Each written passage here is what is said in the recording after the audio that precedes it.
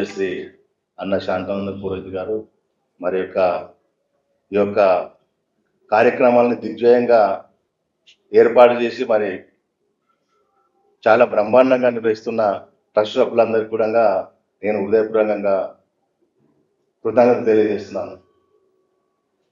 నిజంగా ఒక ఉపాధ్యాయుడు కొంతమంది విద్యార్థులు తీసుకొచ్చి ఉపాధ్యాయుడు పిల్లల్ని బాగు చేస్తే మరి ప్రవచనం అంటే సమాజాన్ని బాగు చేస్తారు. ఎందుకంటే మనకు చాలా మందికి చెప్పేవారు ఎవరు లేకుంటారు. మనకు మంచి ఏది చెడు ఏంది ఏ విధంగా సత్ప్రవర్తన ఉండాలి అని చెప్పి ఎవరు చెప్పేవారు లేరు. మరి నిజంగా ఒక గొప్ప కార్యక్రమం ప్రవచనం అనేటివి మన జీవితం లోపల ఖచ్చితంగా మార్పు అనేది వస్తుంది. విద్యార్థులు ఏ విధంగా అయితే ఒక ఉపాధ్యాయులు మారుస్తాడో ఈ సమాజాన్ని మార్చే వాళ్ళు ప్రవచనకర్తలని చెప్పి నేను మనస్ఫూర్తిగా నమ్ముతున్నాను. ఎందుకంటే రోజుకు ఉదయం లేస్తేనే వాకింగ్ చేసేటప్పుడు కానీ లేకపోతే రాత్రి కూడా కానీ గరికపాటి వారి ప్రవచనాలు కంపల్సరీ వింటుంటాం. ఎందుకంటే మనం చేసే కార్యక్రమాలు మనకు ఎప్పుడు కూడా మనకు మేలే చేస్తాయి. ఒక మనిషి ఎవరో అన్నం లేకుంటే ఎవరో పోతుంటారు, లేకపోతే మన డబ్బులు లేకుంటాయి. ఆయన మనం ఏమన్నా ఒక 50 రూపాయలు ఇచ్చిందాం అనుకోండి, అయ్యా దేవుడు అని చెప్పి మనం మొక్కుతారు. దేవుడు ఎక్కడో లేకపోతే దేవుడు అని మన లోపల దేవుని చూస్తాడు. వాడు చూసే దేవుడిని ఎవరు మన లోపల చూస్తాడు. అయ్యా సల్లాలు అని చెప్పి మన దేవుడు అయ్యని మనం మొక్కుతాడు. అదేవిధంగా మనం భక్తి అనేది మనం కొలిస్తే ఎక్కడికి పోదు. ఒక చిన్న ఉదాహరణ ఏంటంటే చెన్నైకి వెళ్ళి ఒక పెద్ద ధనవంతుడు, ఒక పెద్ద డాక్టర్, ఆయనకి ఏమైందంటే ఢిల్లీలో ఒక అవార్డు వచ్చింది.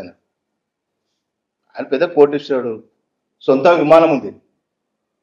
విమానంలో ఏంది ఆయన ఢిల్లీ పోతున్నాడు. ఆయన సొంత విమానంలో పోతున్నాడు. ఆ పోంగేమో ఒక అడవిలో ఆ విమానము చెడిపోయింది. అది చెడిపోతే ఆటోమేటిక్ కింద దిగింది. ఆయనకు టైం అవుతుంది, రేపటి వరకు నాడికి పోవాలి, ఢిల్లీకి పోవాలి. ఎట్లా చేయాలంటే అడవిలో ఏం లేదు. అక్కడ ఒక చిన్న విలేజ్ పోతే ఒక కారు, అయ్యా నేను ఢిల్లీ పోవాలి, నేను అక్కడ అవార్డు తీసుకున్నాను రాష్ట్రపతి తోటి, మరి ఎట్లా తీసుకుపోయినా ఢిల్లీ తీసుకుపోవాలని చెప్పి డొక్కు కారు మాట్లాడుకుంటాడు. అది డొక్కు కారు ముందే అది కొంత దూరం పోయిన తర్వాత ఒక 60-70 కిలోమీటర్లు అది బంద్ అయింది, కారు విడిపోయింది. అది రాత్రి అయింది, రాత్రి అయిపోయింది, కారు విడిపోయింది. ఆయనకేమో ఆతృతారు, ఎప్పుడు పోవాలి ఢిల్లీకి, ఎప్పుడు ఆయన ఆతృతారు.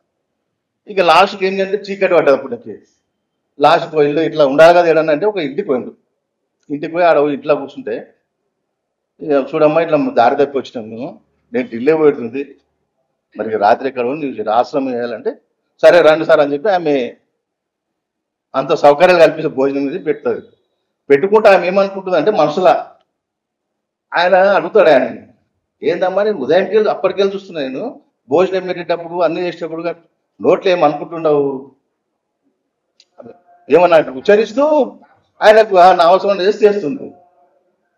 ఆమె అంట లేదు సార్ నా మాత శ్రీమాత్రేనమ్మా అనుకుంటున్నాను నేను. ఎందుకంటే నా పిల్లాడు ఒక 10 సంవత్సరాలుగా క్యాన్సర్తో బాధపడుతున్నాడు. నా పిల్లాడు బాగా కావాలంటే చెన్నైలో ఉన్న డాక్టర్ దగ్గరికి వెళ్ళాలంట, నేను డాక్టర్ దగ్గరికి పోవాలి, నాకు ఆ పరిస్థితి లేదు. కాబట్టి నా దేవుణ్ణి స్మరిస్తున్నమ్మా, అమ్మని శక్తిపీఠం స్మరిస్తుందని చెప్పి ఆయన అంటాడు. అంటే ఆయన అన్నాడంటే ఆ డాక్టర్ నేనేనమ్మా, ఆయన పరిస్థితి కదా, ఆ డాక్టర్ ఎవరు కాదు నేనే అని చూసినట్టు. ఆయన స్మరణ వల్ల మనం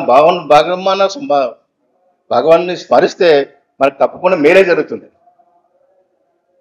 కాబట్టి ఇటువంటి కార్యక్రమాలు నిర్వహిస్తున్న అన్నగారికి మరి మన స్వామికి మనస్ఫూర్తిగా తెలియజేస్తున్నాను.